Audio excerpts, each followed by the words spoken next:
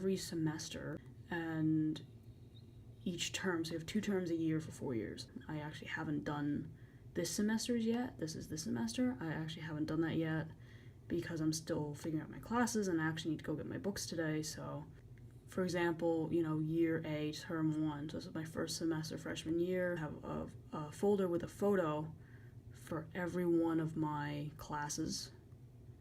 I took music, I took psychology, I took Russian, I took visual arts. And then you have other and like advising or, whatever you want.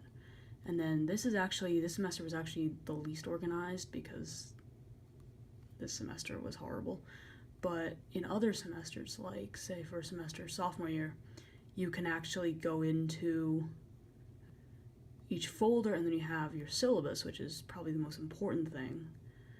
I usually mark that in red. I didn't do it that time. I'll do that.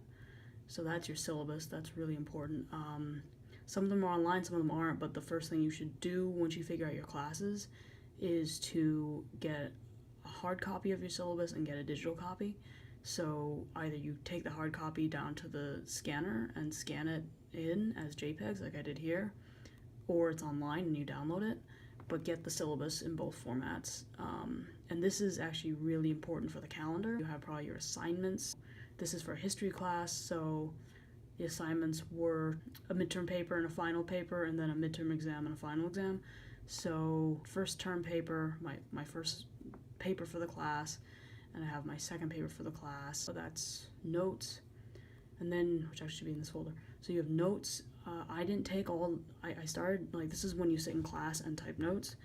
I didn't do so much of this because all the PowerPoints were online, so I got to download all the PowerPoints for this class.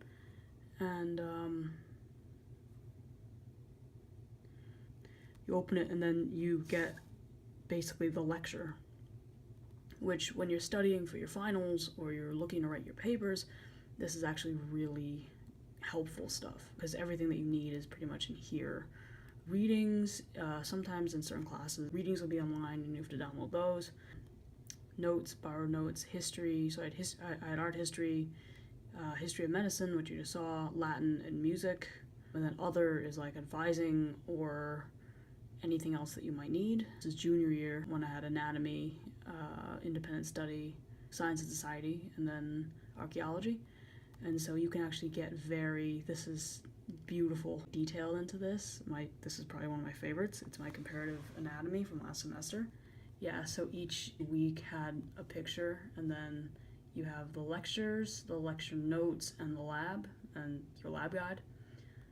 So, I didn't do that well in this class, but the reason I think why I didn't fail it was because I was so organized about it, and that was really important. So I have my final paper, which has all of my final paper information. Probably the most, I guess, crazy that I ever got with one of these was when I did biology, when I did intro bio, which was the spring of my sophomore year. And if you go into the intro bio folder, you have class, homework, and lab, which I've made little pictures for. And you basically go into class, I guess. You have the weeks, each one is a photo, and then under each week you have each day, because each week we had class either twice or 3 times depending on the schedule for that week. So sometimes you only had it twice a week because we had a day off or we had a holiday. Most of the times though we had it 3 days a week.